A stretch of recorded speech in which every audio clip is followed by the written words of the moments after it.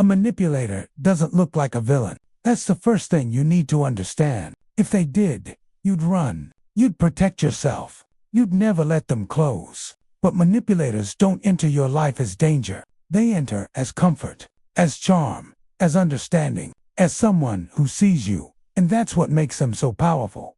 The mind of a manipulator isn't built on strength. It's built on insecurity. Deep, unhealed insecurity. They don't feel safe in who they are, so they try to control how others see them. They don't trust connection, so they manufacture it. They don't believe they can be loved for who they are, so they create a version of themselves that gets results.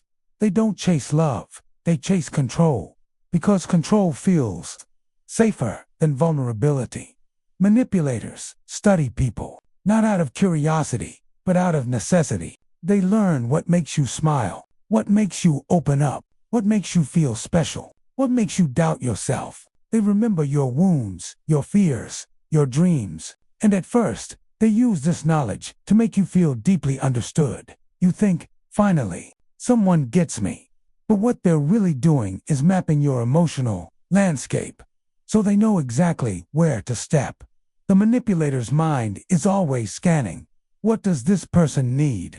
Validation, attention, safety, reassurance, purpose. Once they find the answer, they become that thing, not because it's real, but because it works. They mirror you, they reflect you, they become what you're missing. And that's why it feels magical. Your brain releases dopamine, oxytocin, attachment forms quickly. You feel chosen, seen, important. And the manipulator knows this stage is critical, because once you're emotionally invested, they don't have to try as hard anymore. This is where the shift happens.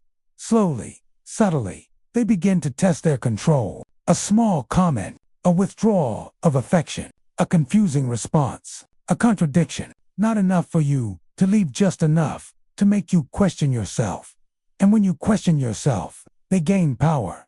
A manipulator doesn't want you to feel strong. They want you to feel dependent, not obviously, quietly, emotionally. They want you to look to them for validation, for clarity, for reassurance, for reality. So they distort your perception. They deny things they said. They twist what you meant. They minimize your feelings. They exaggerate your reactions, not to hurt you, but to destabilize you. Because a destabilized mind is easier to control.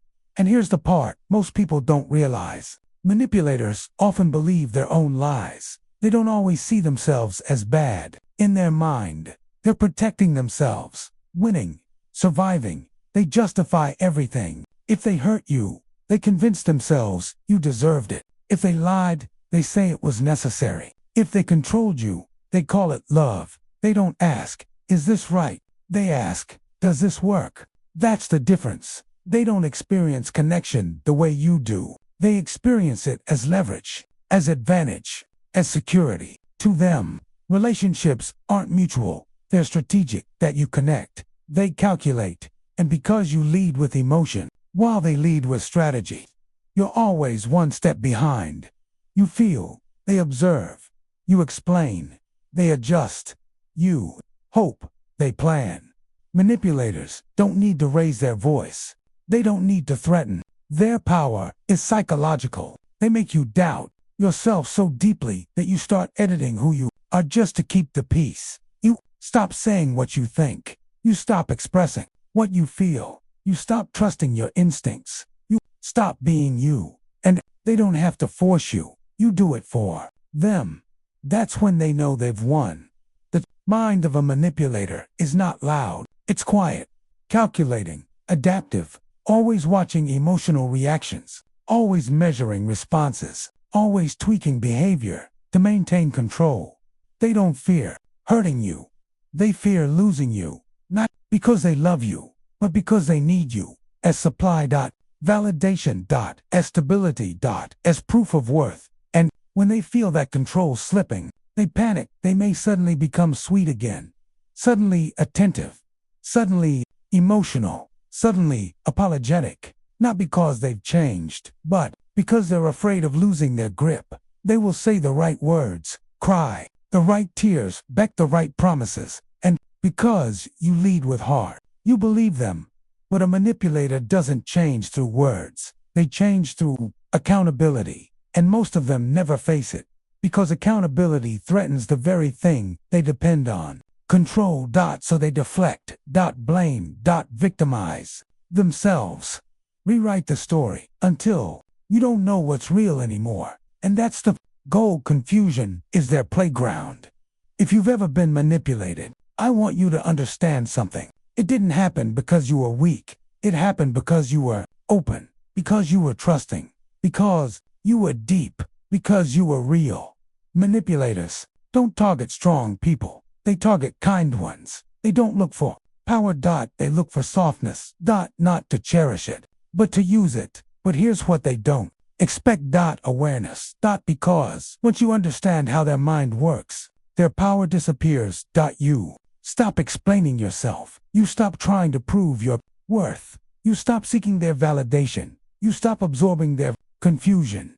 You start trusting your own perception again, your own emotions, your own instincts. And that's what they fear most. A person who cannot be confused. A person who cannot be destabilized. A person who knows who they are. Because control only works on uncertainty.